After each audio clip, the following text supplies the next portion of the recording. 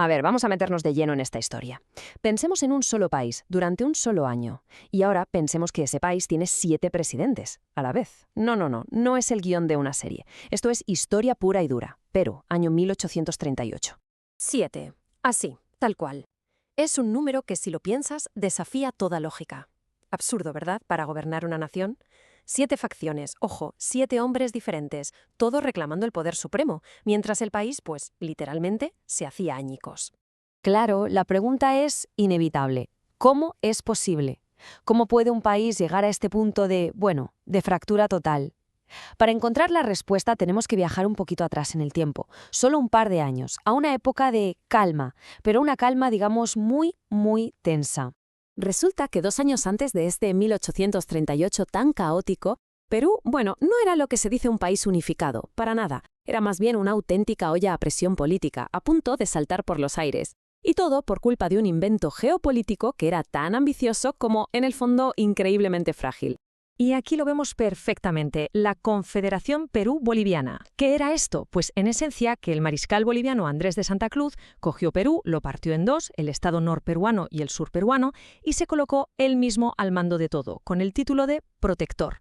A ver, uno se puede imaginar cómo sentó aquello a muchos peruanos, y sobre todo al vecino que miraba con más recelo, Chile. Y en este tablero de ajedrez, claro, tenemos a los jugadores principales. Por un lado, Santa Cruz, el cerebro de toda la operación. Luego está Luis José de Orbegoso, que era el presidente del Estado del Norte y estaba, digamos, atrapado entre ser leal a la Confederación o a su propia gente.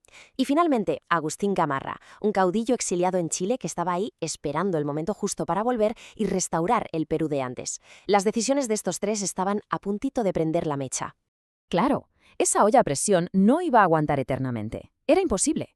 Y lo que pasó después fue, una combinación explosiva. Una traición desde dentro y, justo después, una invasión desde fuera que reventó por completo el frágil equilibrio que mantenía en pie a la Confederación. Y es que la velocidad a la que se desmoronó todo es alucinante. Fíjense, en un único mes, agosto de 1838, pasa de todo. Primero, Orbegoso se rebela contra Santa Cruz. Casi al mismo tiempo, una fuerza de chilenos y peruanos exiliados, con Gamarra a la cabeza, desembarca al lado de Lima. Y para finales de ese mismo mes, después de la batalla de Guía, ¡pum!, la capital había caído. El poder central simplemente se había esfumado. Y claro, con Lima caída, se abrió la veda. Lo que viene ahora es una sucesión de proclamaciones de poder, tan rápida, tan caótica, que casi parece una comedia, si no fuera porque las consecuencias fueron trágicas. Así que con todos nosotros, el gran desfile de presidentes. El primero en la lista, el líder de la invasión, Agustín Gamarra. Entra en Lima y, apoyado por el ejército chileno, se nombra a sí mismo presidente provisorio. Parece que el poder era para el más rápido, ¿no? Pero ojo, no tan rápido, porque a cientos de kilómetros de allí, en el norte, el general Vidal decide que lo que pasa en la capital le da un poco igual. Se autoproclama jefe supremo de su zona y monta su propio chiringuito de poder. Venga, ya van 2. Y mientras estos 2 se reparten el pastel, aparece un tercero en discordia, Domingo Nieto. Su idea, al principio, era intentar mediar, poner un poco de paz, pero la locura del momento era tan fuerte que al final, pues acabó él también asumiendo el mando, arrastrado por la corriente. Y justo cuando parecía que no se podía liar más la cosa, va el protector Santa Cruz y, desde la distancia, hace su movimiento. Nombra a José de la Riva Agüero como su presidente leal. O sea, intentando gobernar por control remoto para apagar el incendio. Vale, vamos a parar un segundo para poner orden en este caos, porque aquí es donde podemos verlo todo más claro. Tenemos a Gamarra, el restaurador, controlando Lima.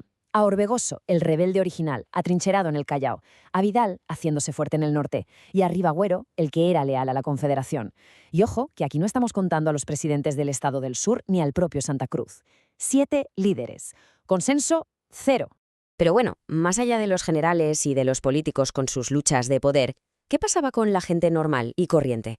¿Cómo es vivir en un país donde la autoridad no solo es débil, sino que literalmente cambia de un día para otro? Esta comparativa es que lo deja clarísimo. Se pasó de un orden que, era tenso pero funcionaba, a un vacío de poder total.